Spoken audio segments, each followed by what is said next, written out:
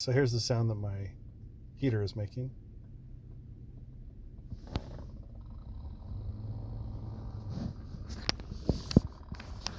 Hold it down there a little. And it's not kicking out full power. So, any ideas on that? Thanks. Ugh.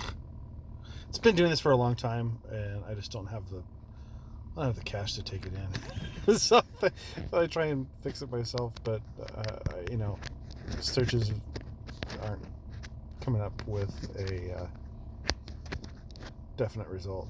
It's intermittent too. Like sometimes it'll go full blast.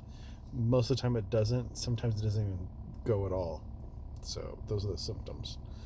But when it does go, this is the sound that it makes.